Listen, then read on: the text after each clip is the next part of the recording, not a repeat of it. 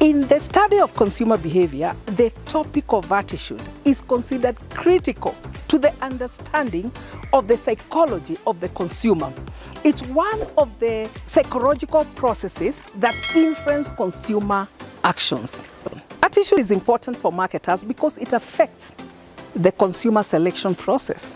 It also affects how consumers learn, the intention to buy, and the final buying decision. Attitudes influence consumer behavior, particularly in the stage of evaluating alternatives, as well as in making the final choice on what to buy.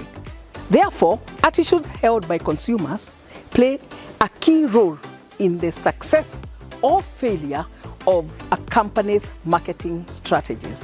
Research shows that positive consumer attitudes tend to correlate with success in the marketplace as defined by higher usage, higher market share, or even higher profitability, while negative attitudes, or what we call unfavorable attitudes, are associated with the lower market share, lower usage, lower performance overall in the marketplace. Attitude research, therefore, has been used to study a wide range of strategic marketing issues or questions, such as it's been used to determine whether consumers will accept proposed new product ideas, to gauge why a firm's target audience has not reacted more favorably to a new promotional theme, to learn how target consumers are likely to react to a proposed change in the firm's packaging, brand name, or product size. Consumer researchers assess attitudes by asking questions or by making inferences from behavior. Attitude research is used for testing acceptance of a new product, new ideas, testing reaction to new packaging or promotion. You could test attitude towards many aspects of marketing, whether you are advertising, you are pricing, you are retailer, and the like. And even online services and e-commerce outlets can be tested for attitude and are all impacted by the attitudes that consumers hold. There's general argument that attitudes are learned, something you learn. The other thing to note is that while attitudes may result from behavior, they are not synonymous with behavior.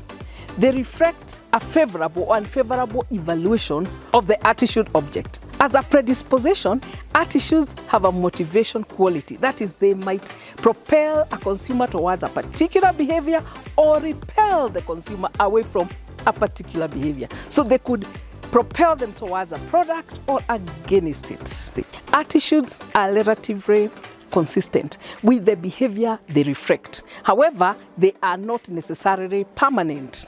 And though consistent, they do change in certain circumstances. Attitudes occur within a situation and therefore are also affected by the situation. A specific situation can cause consumers to behave in ways that are seemingly inconsistent with their attitudes. Clearly, when measuring attitudes, it's important to consider the situation in which the behavior takes place in order to avoid misinterpreting the relationship between the attitude and behavior. There are three important aspects of attitude to consider. First is cognitive, meaning knowledge or awareness. This aspect looks at what do people know?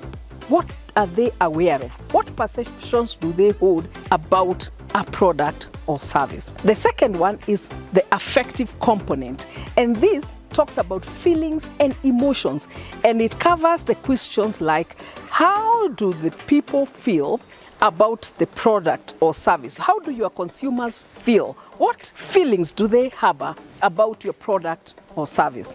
The third is cognitive, which talks about action, the action tendency. This represents the question related to the likelihood of behavior or how the person is likely to act in a certain situation, the action tendency.